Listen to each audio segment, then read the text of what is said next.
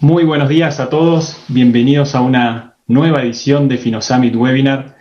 Mi nombre es Franco, soy el director y organizador de FinoSummit. Es un gusto muy grande tenerlos a todos aquí. Antes de empezar, quiero agradecer a Mastercard, quien está apoyando esta iniciativa. Muchas gracias Mastercard por desde hace tiempo estar impulsando eventos de Finovista y de FinoSummit y este tipo de iniciativas que realmente fortalezan al ecosistema FinTech. También quiero agradecer a la audiencia por estar conectada el día de hoy y también les pedimos que nos sigan en redes sociales y que estén comentando todo lo que está sucediendo en esta transmisión. Les recuerdo que estamos en vivo, son las 11 en punto aquí en Ciudad de México y pueden estar comentando lo que va sucediendo durante toda esta transmisión a través de @FinoSummit y también con el hashtag FSWebinar. ¿Cuál es la agenda del día de hoy? Tendremos unos invitados especiales. Como todos sabrán, las entidades financieras han sido obligadas a adaptarse a esta nueva revolución tecnológica que está sucediendo en todo el mundo y especialmente en Latinoamérica. Y cada vez los usuarios, sobre todo la banca tradicional, están cada vez más demandando soluciones y servicios cada vez más ágiles, más seguros, más transparentes y todo siempre a un menor costo, ¿sí? Entonces, están apareciendo nuevas verticales como son el Banking as a Service, el Open Banking y también los Challenger Banks. Entonces, el día de hoy tendremos a Pablo Cuarón de Mastercard, a Nick Grassi de Finerio, a Anabel Pérez de NovoPayment y a René Serrano de Fondeadora, un poco contando cuál es la situación actual y también las oportunidades y los nuevos modelos de negocios disruptivos que están apareciendo en servicios financieros. Antes de pasar con este panel y con estos invitados especiales, vamos a hacer una dinámica como hacemos en todos los FinoSummit Hour y en todos los FinoSummit Webinars con SparkUp, ¿sí? Entonces va a aparecer aquí en pantalla esta herramienta interactiva, ya que nos interesa que ustedes estén también participando desde sus hogares o desde sus lugares de trabajo. Entonces ingresan a finovista.sparkup.live, pueden abrir otro navegador y otra pantalla en su navegador y entrar a esta plataforma, o también pueden hacerlo desde su dispositivo móvil escaneando el código QR que figura ahí en pantalla. Les va a solicitar un código, ese código es UOFSB, ingresan ese código y ahí entran a esta plataforma. Es muy importante que ingresen, ya que ahora vamos a hacer una pequeña pregunta a todos ustedes, el cual nos gustaría que participen, y después les pedimos que lo tengan abierto para hacerles preguntas a los speakers invitados el día de hoy. Entonces, si les parece, vamos con la pregunta, damos unos segundos también a que la audiencia se conecte. Damos unos segunditos más, ahí está. Entonces vamos con la pregunta en la cual queremos que todos opinen. ¿Las Big Tech son una amenaza o una oportunidad para el FinTech en América Latina? A ver qué piensa la audiencia y esta comunidad de FinoSummit. ¿Creen que esta entrada de las Big Tech, como muchos sabrán, esta semana Apple Pay hizo su lanzamiento en México? ¿Creen que ustedes es una oportunidad de colaboración para las FinTechs? ¿Creen que es una amenaza para los bancos, pero no para las FinTechs? ¿O creen que sí son una amenaza para las FinTechs? A ver qué es lo que opina la audiencia. Damos unos segundos más para que la audiencia vote. Parece que gran parte de nuestra comunidad piensa que es una oportunidad de colaboración para las FinTechs. Muy bien. Seguramente ahí Pablo, René, Anabel, Nick comentarán un poco cuál es su perspectiva sobre esta pregunta también. Así que muy bien, ya que ya vimos que mucha gente estuvo participando y que ya entraron en calor con esta herramienta, nuevamente les pido que la tengan abierta para después hacerles preguntas a todos los speakers invitados el día de hoy. Así que sin más, ya vamos con este panel, pero antes queremos ir con un breve video de nuestro patrocinador del día de hoy, Mastercard, el cual nos hace una propuesta. Como todos sabemos, estamos viviendo momentos de mucha incertidumbre y Mastercard nos propone lo siguiente, ¿sí? De vivir momentos y experiencias que no tienen precio. Vamos con este video. Ahora lo esencial es disfrutar lo simple. lo normal, lo cotidiano. Porque son las cosas que no tienen precio, las que realmente importan en la vida. Mastercard. Muy bien, aquí ya estamos de regreso en Finosami Tower. Es un gusto para mí tener este panel de lujo, ¿sí? Así que voy a presentarlos primero. Primero presento al moderador de este panel, a Pablo Cuarón. Pablo es director de nuevos flujos de pago de Mastercard, es responsable de identificar, estructurar y desarrollar nuevas oportunidades de negocio con un enfoque en fintech, movilidad urbana e inclusión financiera. Pablo tiene más de 9 años de experiencia en la industria de medios de pago, donde ha trabajado en distintas posiciones en las áreas de consultoría estratégica, ventas y desarrollo de mercados. Anteriormente, Pablo trabajó en Procter & Gamble. Él es ingeniero industrial egresado de la Universidad Iberoamericana y cuenta con una maestría en Administración de Empresas en la Escuela de Negocios Haas de la Universidad de California en Berkeley. Bienvenido, Pablo, gracias por estar aquí. Hola, Franco, muchas gracias. Seguimos con Anabel Pérez. Anabel es consejera, delegada y cofundadora de NovoPayment, líder en el área de plataformas de banca como servicios y un facilitador de servicios financieros y transaccionales digitales en apoyo de diversos casos de uso. Es miembro del Consejo de Finanzas de Forbes y de la Junta Directiva de Endeavor Miami y ha sido honrada con varios premios y reconocimientos profesionales, entre ellos el de Emprendedora Endeavor y el premio Pay Before en reconocimiento a sus contribuciones al espacio de pagos y a la inclusión financiera en América Latina. Hola, Anabel, gracias por estar aquí. Hola, muy buenos días a todos. Encantada de estar en este panel y muchas gracias por la invitación a Mastercard y a Finovista. Gracias, Anabel. Seguimos con Nick Grassi. Nick es cofundador y co-CEO de Finerio Connect, el primer API de Open Banking y PFM en LATAM. Tiene su licenciatura por parte de la New York University y ha trabajado en finanzas con Banco Santander en Europa, en consultoría con startups en Silicon Valley y como parte del equipo de FinTech consultoría con Deloitte Consulting México. Bienvenido, Nick. Muchas gracias, Franco. Es un gusto estar con ustedes. Gracias, Nick. Y por último, a René Serrano, diseñador, artista y un experimentado emprendedor apasionado en generar cambios en la vida de las personas a través de la tecnología. Actualmente CEO y cofundador de Fondeadora, un banco digital radicalmente diferente que está enfocado en brindar acceso a servicios financieros a los más de 40 millones de mexicanos que actualmente sufren de una banca tradicional, costosa e ineficiente. Hola, René, un gusto que estés aquí. Gracias, Franco, Pablo, Anabel, Nick. Un gusto estar acá. Bueno, gracias a todos. Pablo, que es el moderador de este panel, lo dejo todo en tus manos. Muchas gracias, Franco. Y un gusto estar con todos aquí, ¿no? Un poco el tema que vamos a discutir claramente, pues tema de actualidad con un panel de lujo con participantes de distintos sectores y verticales de la industria. Y un poco a manera de introducción, ya lo comentaba Franco, ¿no? Pero la velocidad de cambio que hemos visto en el ecosistema de pagos y en la industria de servicios financieros, tradicionalmente decíamos en los últimos 10 años, ahora me atrevería a decir en los últimos 2, ¿no? Es una velocidad inusitada. No estamos acostumbrados a ver ese nivel de disrupción en otras industrias, ¿no?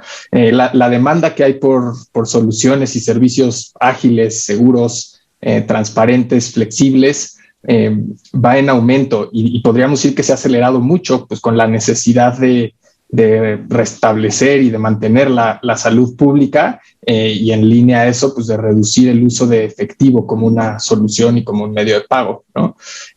Y en estos últimos 2 años, pues hemos visto a empresas de tecnología, a nuevos modelos de emprendimiento y a otras plataformas digitales tomar el liderazgo y convertirse en referencia, en verdadera referencia de lo que representa el diseño de experiencias para los consumidores y en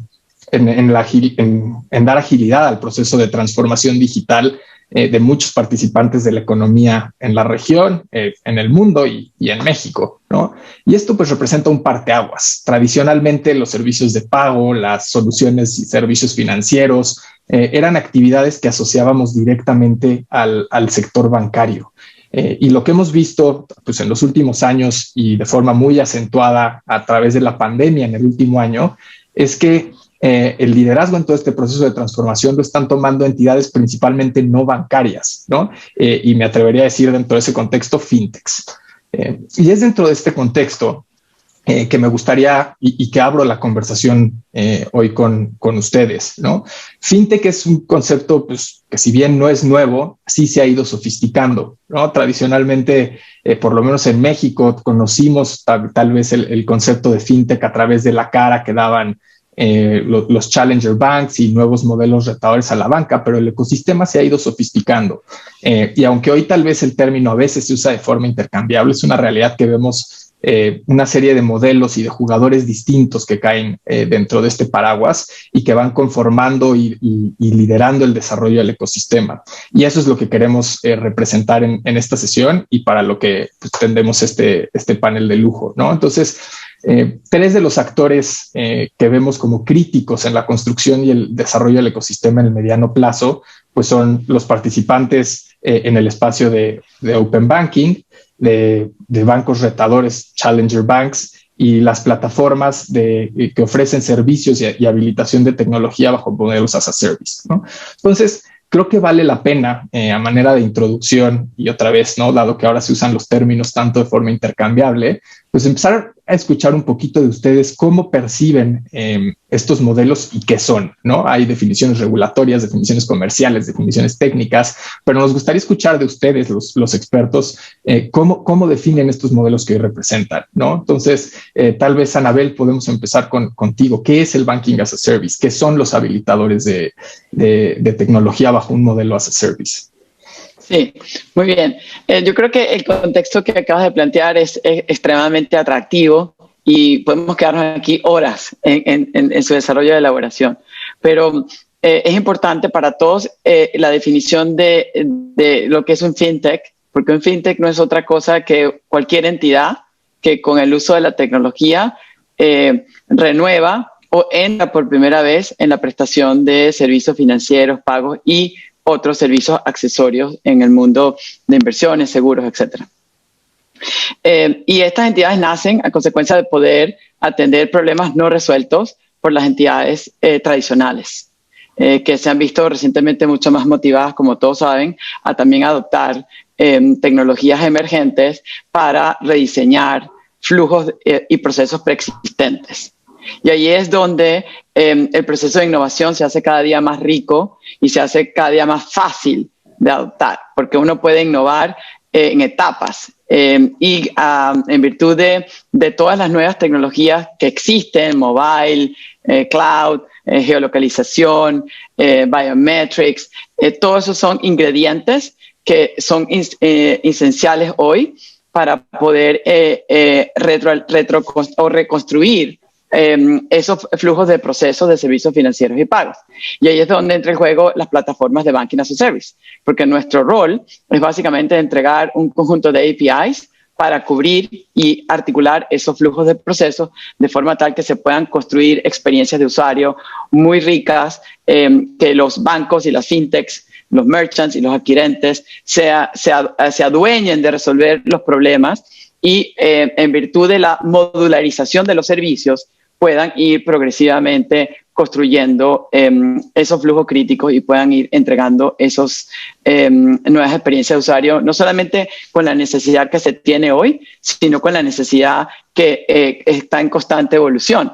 Y fundamentalmente democratizado, porque hoy día se pueden hacer estos procesos de innovación faster, cheaper and better que con componentes tecnológicos anteriores o con el legacy technology providers infrastructure, porque nosotros, los Banking as a Service providers, hemos logrado converger bajo un mismo roof todo un conjunto de tecnologías para poder cumplir con esos procesos que los bancos y la fintech requieren para poder competir y lanzar nuevos casos de uso en tiempos muy cortos. Muchas gracias, Anabel. Sí, sin duda, ¿no? Una necesidad importante por tener este tipo de habilitadores en el ecosistema que puedan agilizar un poco la democratización de la tecnología a nuevos participantes, ¿no? Nick, tal vez siguiendo contigo, ¿no? Open Banking, también un tema muy discutido en la actualidad, a veces interpretado y escuchado desde distintos ángulos, ¿no?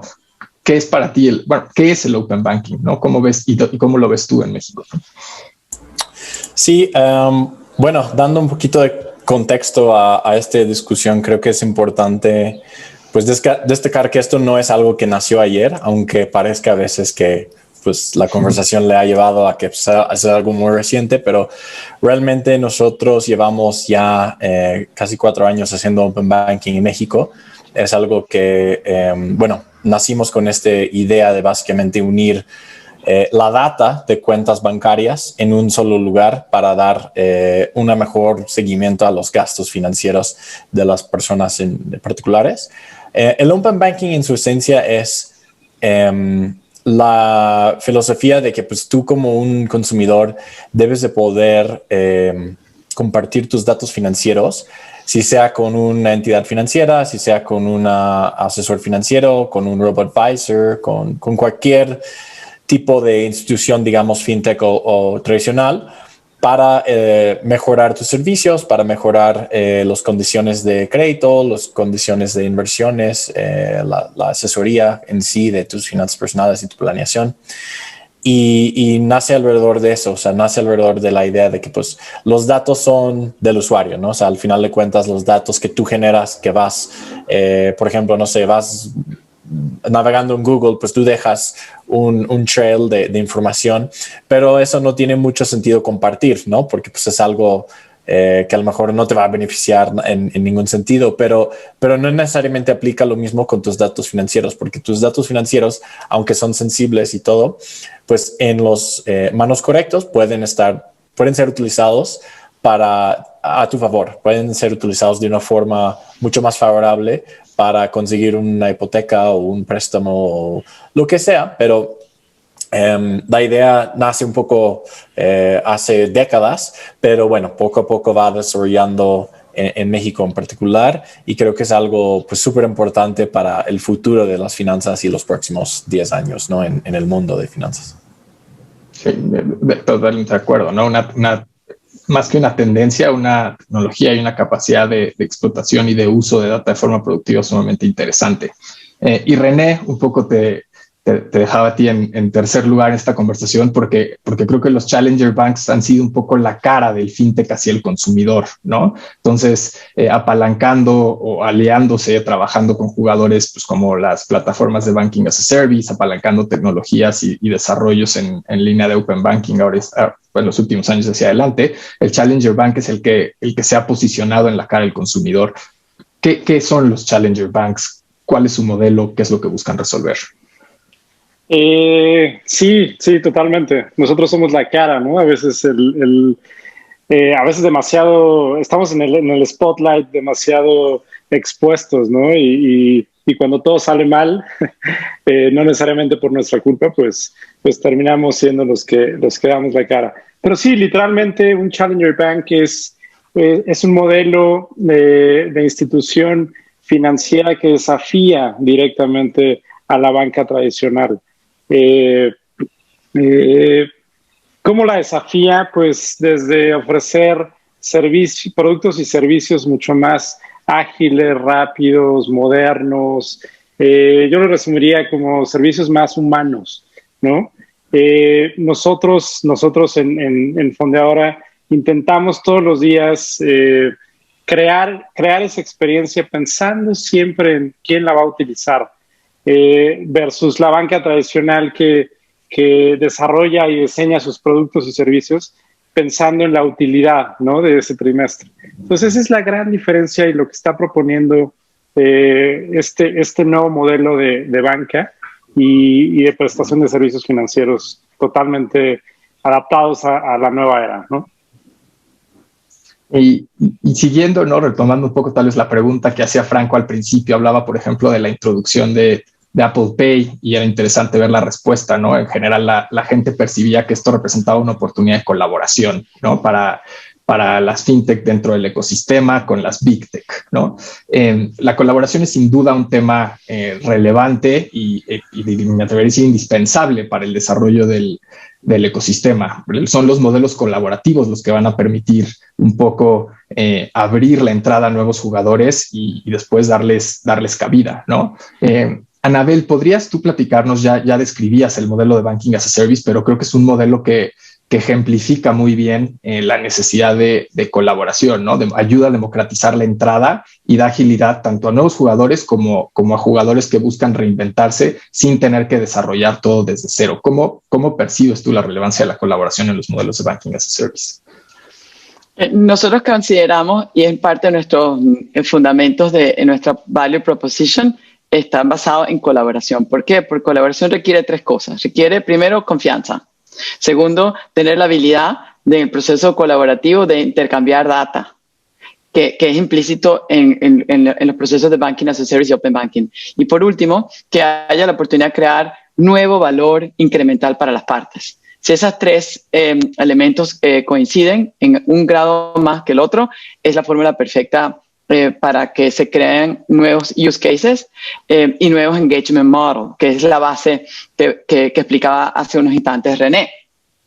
Ahora bien, la colaboración siempre ha estado en muchas industrias. En el sector de servicios financieros no era tan popular. Y a mí me gusta siempre explicar con ejemplos. En México hay un vehículo que es bastante común, que es un Mini Cooper.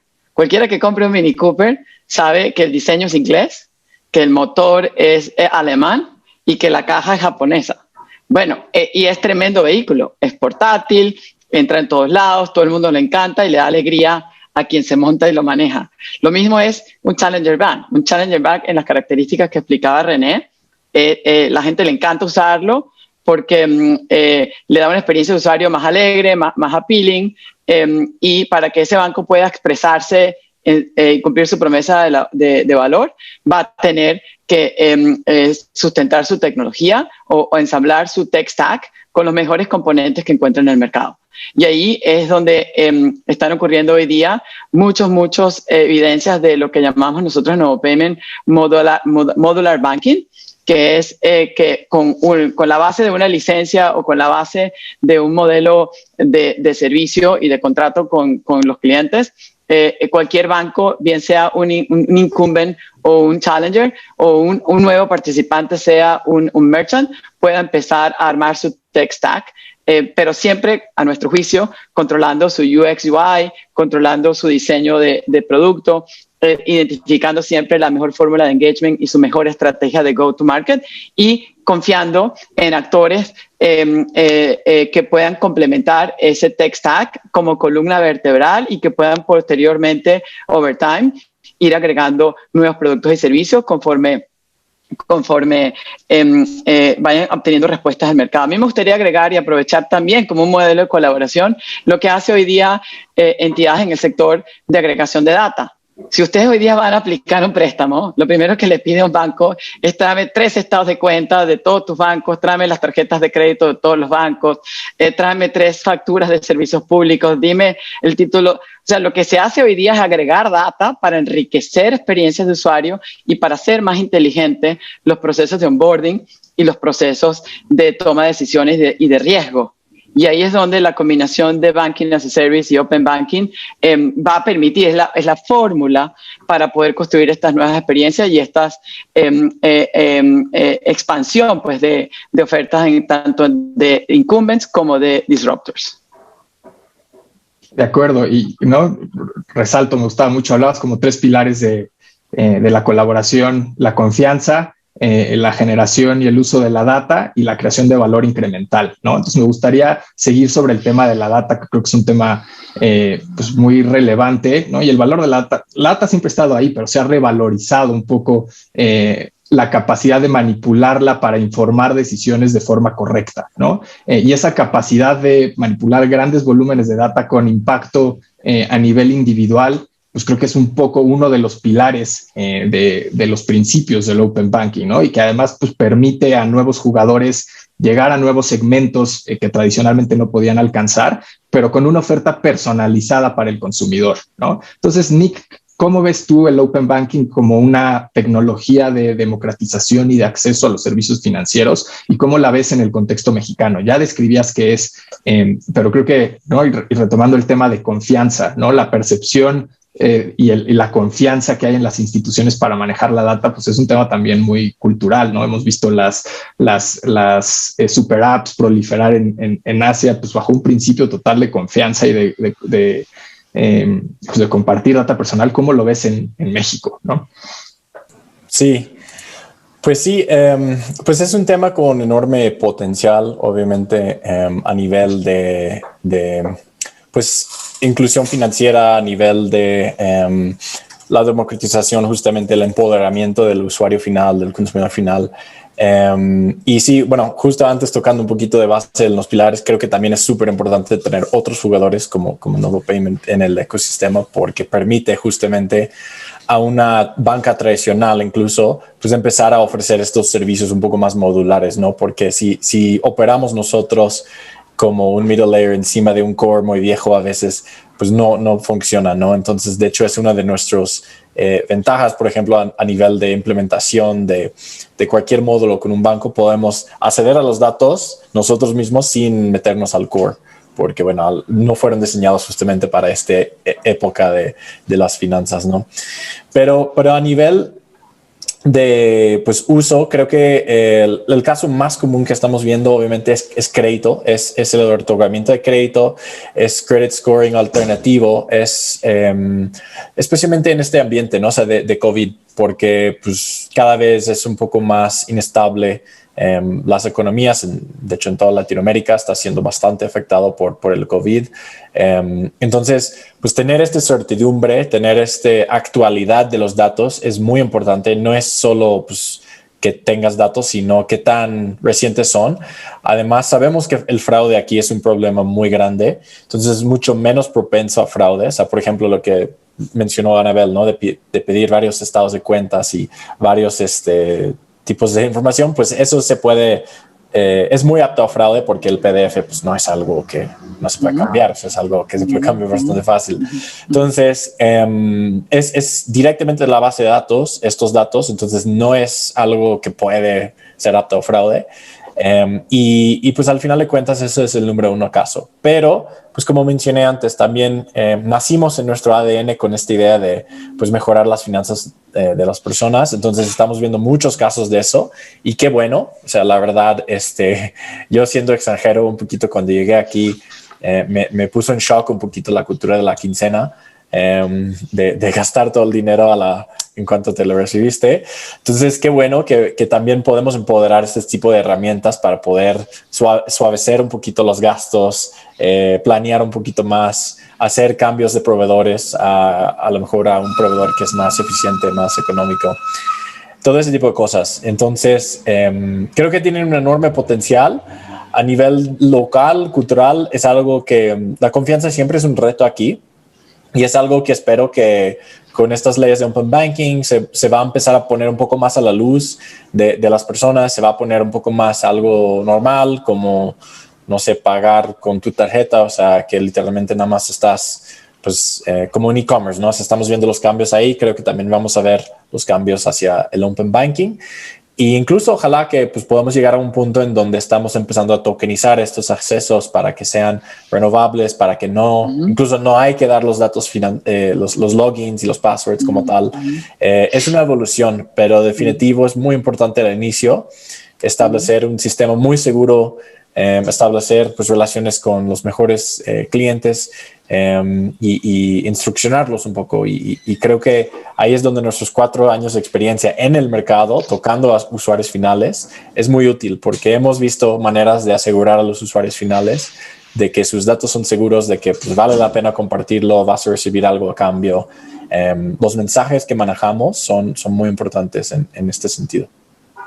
Oye, y regresamos otra vez a los usuarios finales, ¿no? Entonces, René, tal vez, ¿no? Con un footprint otra vez cada consumidor un poco más claro y un poquito más de tiempo para ver cómo se han ido moviendo. ¿Qué evolución has visto tú en los Challenger Banks? ¿No hubo una pues llegada de jugadores bajo distintos planteamientos regulatorios tal vez, pero de jugadores con una oferta aparentemente similar que que tal vez empieza a cambiar, ¿no? ¿Qué has visto en este último año? ¿Cómo se ha movido la industria ahí? Y segunda parte de la pregunta, ¿qué hace falta, no? Los Challenger Banks han sido un poco, pues no una apuesta, pero sí una esperanza de inclusión financiera, ¿no?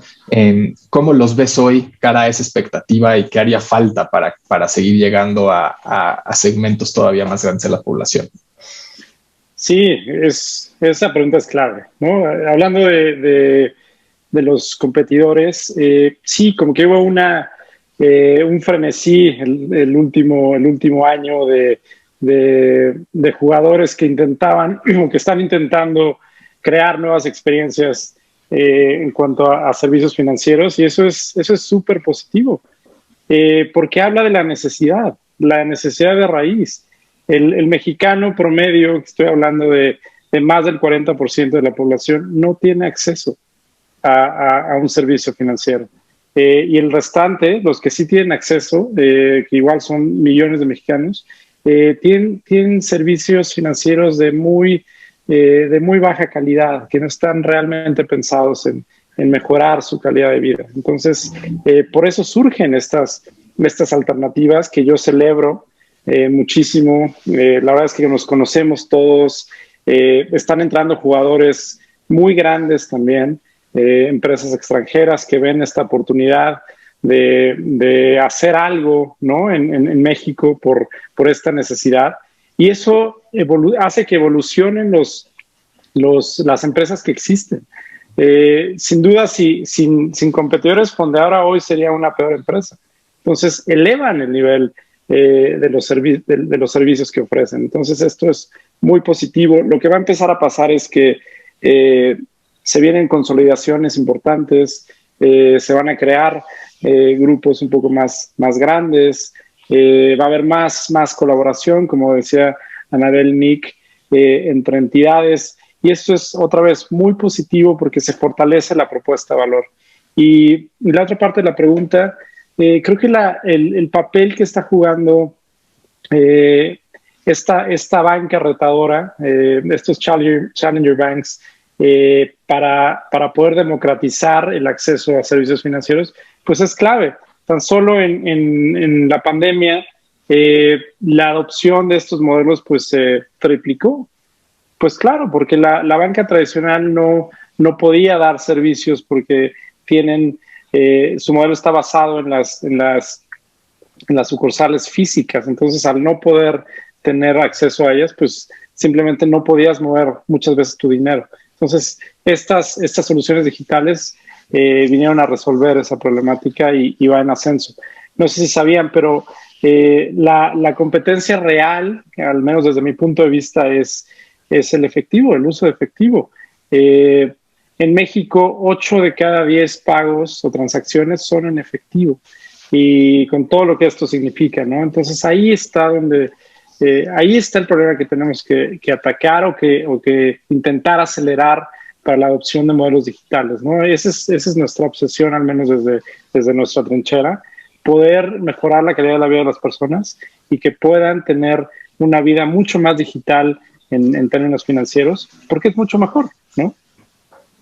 Y todo este proceso de digitalización, de llevar soluciones digitales a las personas, de agilizar la digitalización de otros jugadores en el espacio de servicios financieros, de manejar su data, pues el potencial, como hemos discutido, el potencial de disrupción que tiene es altísimo. Evidentemente, esto ha llevado la conversación pues al foco y a un lugar muy importante en la agenda del regulador, ¿no? Hoy, pues podríamos decir que los 3 modelos que estamos discutiendo aquí de alguna forma están en la agenda del regulador, pues con una óptica para asegurar que se minimizan los riesgos que surgen de forma natural con este desarrollo de nuevos modelos de negocio y que se protege la seguridad del ecosistema. Pero ¿dónde está el balance y cómo perciben ustedes? Y esta la abro a quien quiera tomarla de los 3, ¿no? Pero ¿cómo perciben ustedes, el balance entre las medidas que está tomando el regulador para proteger al ecosistema, para dar certidumbre a los inversionistas versus el desarrollo y el fomento de la innovación, ¿no? ¿Dónde está ese balance y cómo se perciben ustedes dentro de esta agenda? Yo creo que el mercado ya ha encontrado distintas formas de expresar esquemas de colaboración y también creo que ha encontrado modelos para empezar a entregar sus productos y servicios, bien sea desde el lado de los incumbents o desde el lado de los disruptors. Quiero hacer notar que México es uno de los países donde ha habido más innovación y apertura al proceso de democratización y acceso a los servicios financieros, a pesar de que todavía hay mucho trabajo que hacer, como decía René. Pero hace más de 15 años, México sacó normativa muy importante que le dio vida a las SOFIPOS y a las SOFOMS. Después ahora están las leyes nuevas orientadas a las fintechs. Y están las normativas tradicionales que hoy día le dan vida a los incumbents. Entonces yo creo que hay 3 grandes grupos de entidades que hoy día están ya colaborando, no a la escala que quisiéramos, pero que todas tienen en común una misma necesidad, que es la adopción de tecnologías emergentes y de plataformas que le permitan poder llegar de forma remota, de forma segura, a esos segmentos, bien sea segmentos que ya tienden a expandirlos, o a penetrar a nuevos segmentos de mercado que hoy día siguen manejando su día a día de forma anónima o de forma no incorporada al mundo de la tecnología. Y ahí vuelvo a reiterar lo que en parte decía Nick de la confianza. O sea, las tecnologías de hoy nos permiten generar más confianza que nunca antes. Y un buen ejemplo que siempre repito es el de Uber. Uber no es otra cosa que la combinación de geolocalización, tecnología mobile y un medio de pago. ¡Chac! Una receta para generar confianza. Yo sé que me va a venir a buscar ahora Nick en un Mini Cooper y me va a llevar del punto A al punto B seguro, y yo quiero compartir dónde estoy y puedo mandar mi ruta a un familiar de interés que sea. Lo mismo pasa hoy día con la tecnología y el valor de las plataformas de Banking as a Service y de Open Banking. Es facilitar la construcción de confianza para que esos actores, los que están montados en estructuras legacy antiguas, los que están emergiendo como fondeadora y otros actores como Cubo y otros en el mercado financiero mexicano, que están ofreciendo en ricas y espectaculares experiencias de usuario, puedan compartir tecnología a precios mucho más accesibles, de forma segura, escalable y principalmente en compliance con lo que el regulador quiere. Que la data se mantenga la privacidad, se mantenga la integridad, que haya business continuity, que haya escalabilidad y que se proteja pues la información de los usuarios, que siempre ha sido un tema de alta regulación porque todos los reguladores ven a los usuarios como un débil jurídico y hay que protegerlo. Entonces es nuestro trabajo combinar lo que existe hoy para que se cumpla el propósito de los challengers, el propósito de los incumbents, pero que al mismo tiempo se garantice pues todos los requerimientos y mandatos de los reguladores. Sí, Nick, René, alguna perspectiva, ¿no? Entendemos el poder de colaboración o el espíritu de colaboración que trae la regulación para unir a los participantes del ecosistema.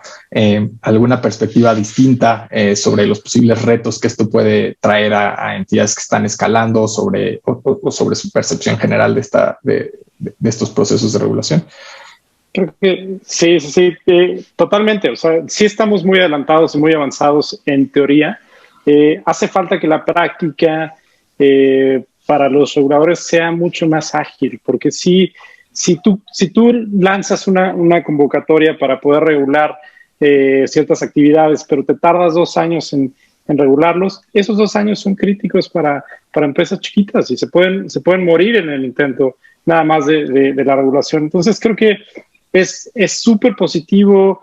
A mí me encanta el esfuerzo que se está haciendo de ese lado, pero tiene que ser mucho más ágil para que esto realmente pueda evolucionar y pueda haber estas colaboraciones y pueda existir este mundo idealizado donde la tecnología es el que encamina estos servicios, ¿no?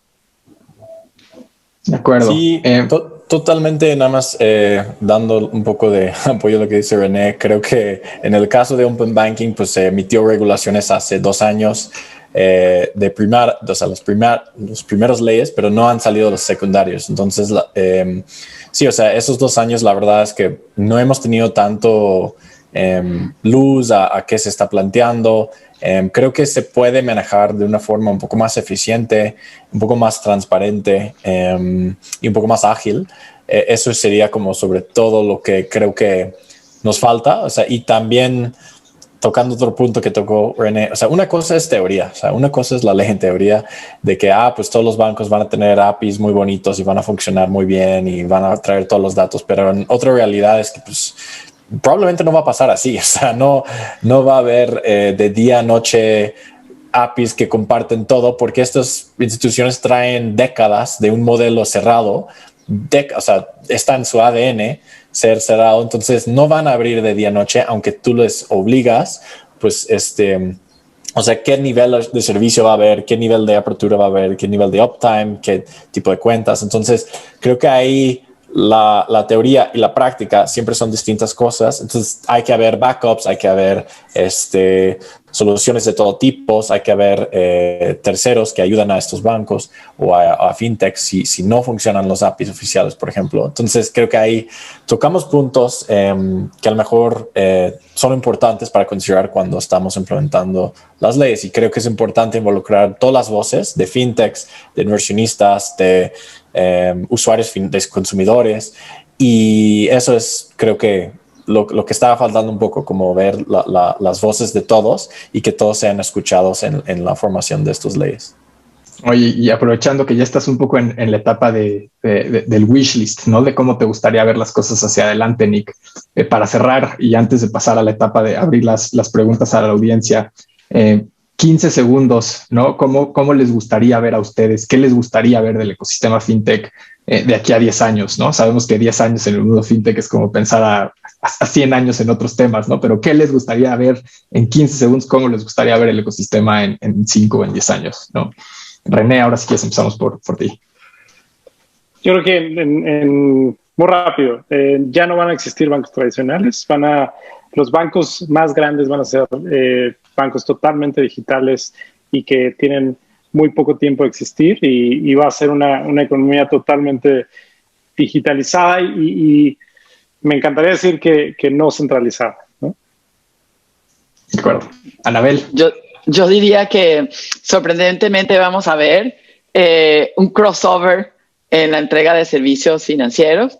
Muchos usuarios van a seleccionar las super apps, los wallets, que le brinden el acceso no solamente a core services de estas entidades, sino también que a través de esos apps, super apps, wallets, puedan ingresar a experiencias de usuarios de terceros.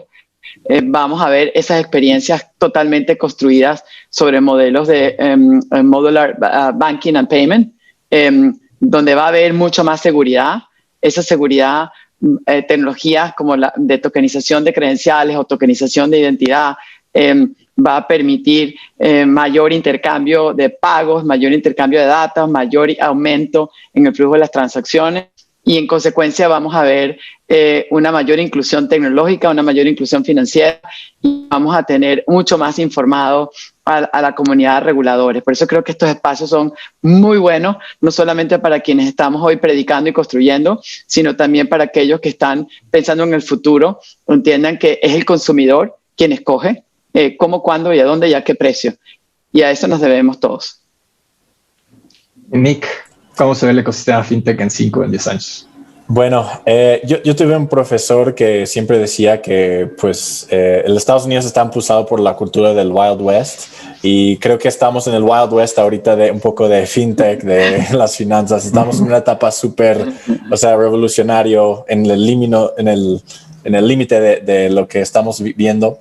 En 10 años, honestamente, creo que vamos a ver dos cosas. Uno, que muchísimos de estos funcionalidades para usuarios finales van a tener que ser como Legos. O sea, muchos van a ser reutilizables, y va a haber muchos jugadores que provienen de esos pedazos de Legos, como dice, Anabel, como modular, ¿no?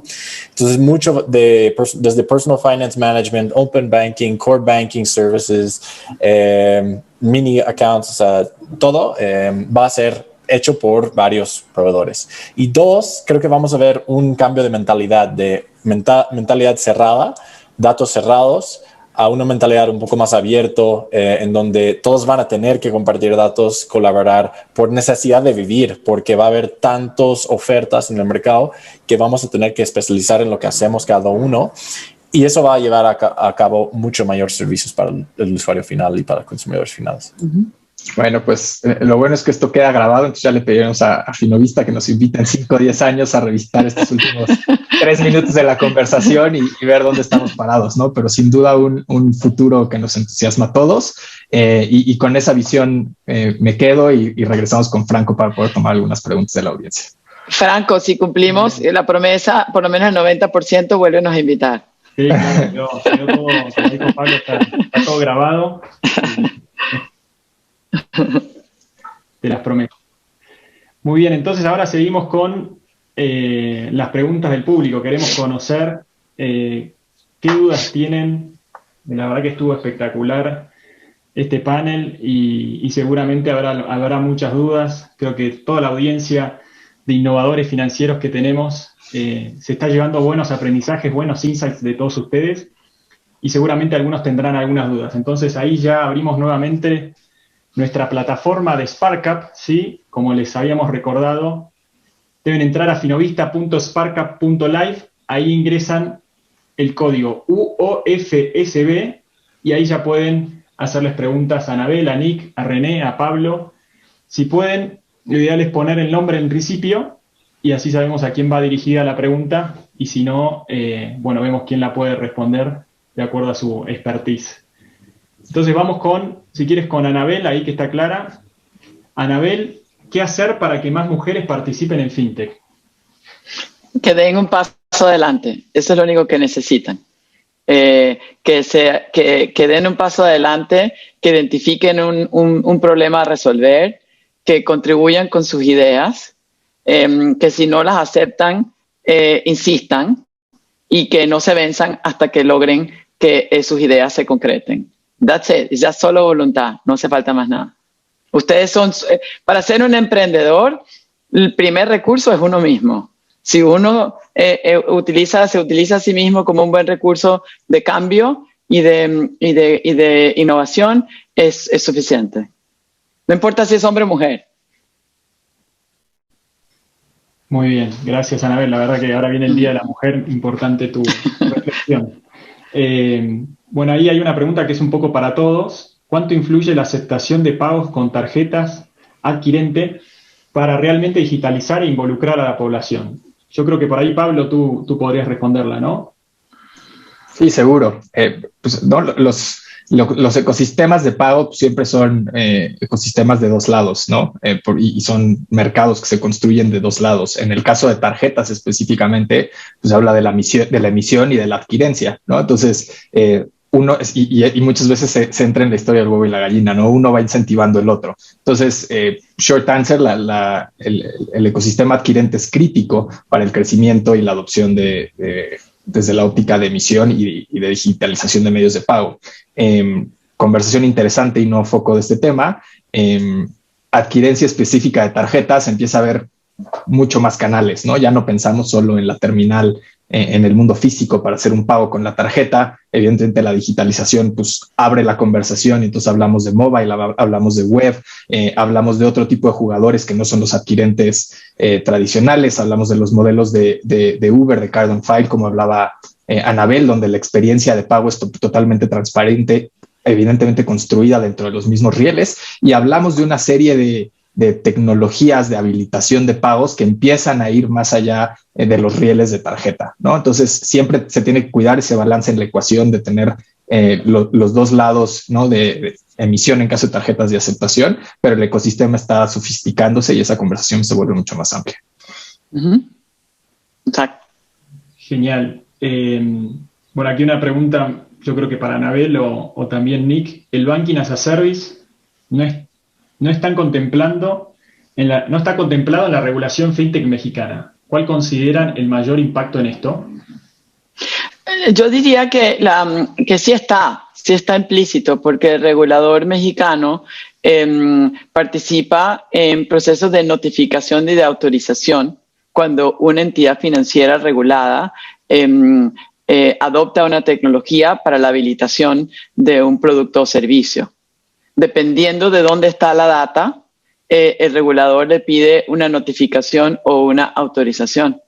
En tal sentido, lo importante para una fintech, un merchant, un banco, es que cuando seleccione a un proveedor de Banking as a Service, se asegure, primero que nada, que cumpla con los mejores estándares, no solamente en las dimensiones básicas de PCI, sino en el mayor espectro de PCI. Se está manejando credenciales, como las llamamos ahora, en el mundo digital llamamos credenciales, en el mundo físico llamamos tarjetas.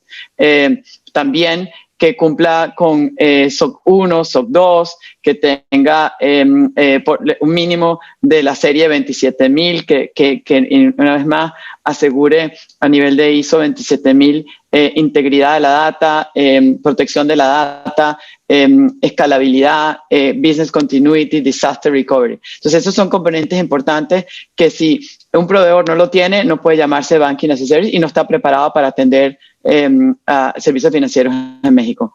Entonces, creo que hoy día existe regulación y esa regulación pues nos toca adoptarla, cumplirla y mejorarla y estar adelantados a lo que cualquier regulador quiera pedir, porque, insisto, nadie escoge a un habilitador de Banking as a Service a menos que lo haga igual o mucho mejor que ellos mismos internamente. Y además, better, faster and cheaper. Muy bien. Ahora una pregunta para René. ¿Qué desarrollarán con su inversionista Google? Ya estamos desarrollando. Nosotros publicamos cada mes nuestro roadmap de cada Q. Está ahí en redes, lo pueden ver, pero estamos haciendo cosas muy interesantes. Lanzamos junto con Mastercard la primera tarjeta de débito sin números, sin información sensible, con un código QR que te va a permitir transaccionar muy rápido. Vamos a integrar ese código QR con Cody, por ejemplo. Estamos apostando mucho a transacciones ágiles y sencillas sin contacto. Entonces estamos viéndonos por ahí. Vamos a sacar Apple Pay, viene una tarjeta especial, varias cosas, pero siempre publicamos nosotros nuestro roadmap. Genial. Y ahí creo que otra pregunta para ti. Como que en México cualquier fintech es un challenger bank. ¿Qué opinas sobre esto? Sí. Hubo, como dije antes, un frenesí por el modelo. Es complejísimo, es carísimo, no necesariamente es fácil de operar. Los unit economics son muy, muy castigados. Entonces, también, como dije antes, va a haber muchas consolidaciones y está habiendo.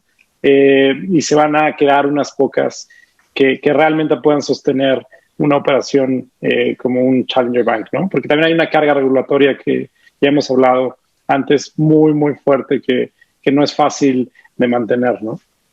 Y creo, no me subo a la respuesta de René, pero creo que esto igual va muy alineado a lo que platicamos al principio de la conversación, ¿no? Hay como una sofisticación en el ecosistema que irá permeando también en el entendimiento de jugadores, de consumidores, que podrán ir identificando la diversidad de modelos que operan en el mundo fintech, ¿no? Hoy pues hay una relación lineal tal vez en cómo piensa la gente en una fintech y en un challenger. Pues es trabajo de todos los que estamos aquí ir educando e ir trabajando con el ecosistema para permear ese conocimiento y esa sofisticación de servicios, de productos, de experiencias, ¿no? Muy bien, y ahí una pregunta para Nick. ¿Cómo ven la intervención de las entidades regulatorias sobre la fintech? ¿Cómo ves esta parte de regulación de las APIs, todo este sandbox, ¿no? ¿Cómo les afecta ahí en Finerio? Sí, creo que lo toqué un poquito, pero creo que hay dos modelos, ¿no? Hay la de Estados Unidos, que es un poquito no regulado. Los métodos que se utilizan para Open Banking son un poquito más tradicionales, pero a pesar de eso, incluso los jugadores más grandes ahí ya tienen tratos directos con los bancos para acceder a los datos a través de un API ya preprobado. El otro es pues, el modelo más regulado, que se supone lo que se va a ver aquí, pero los dos tienen sus beneficios y sus drawbacks, ¿no? Creo que aquí lo que vamos a ver un poquito es que vamos a ver APIs, quién sabe a qué nivel de estándar va a haber.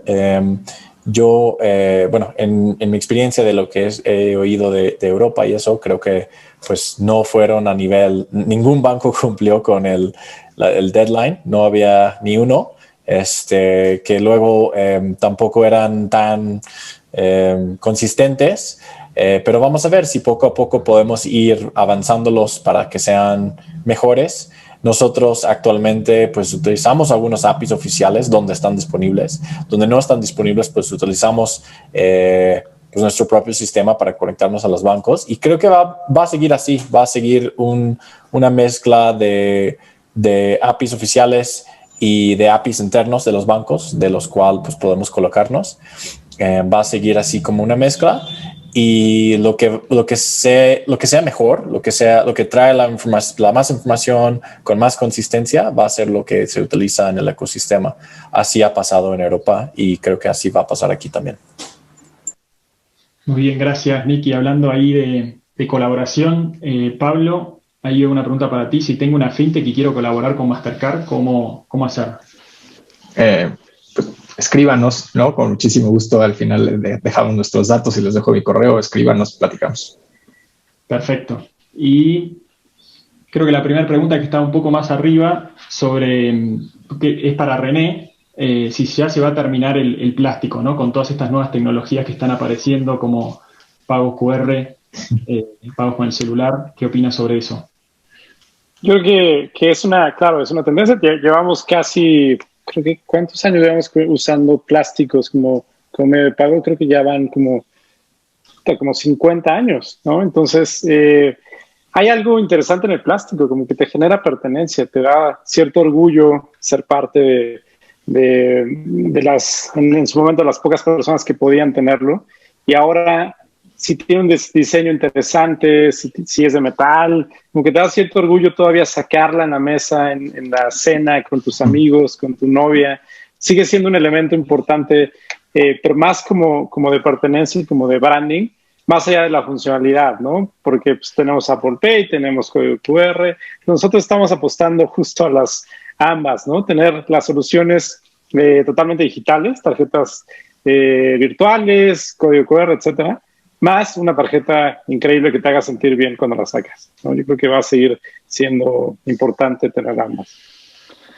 Yo creo que hay que tenerlas todas, porque dependiendo de dónde el consumidor realice su transacción, hay que ofrecerle la mejor opción. Pensando siempre en que hoy día, por ejemplo, una credencial tokenizada no es solamente seguridad, es poder aumentar los niveles de autorización en consecuencia de ingresos.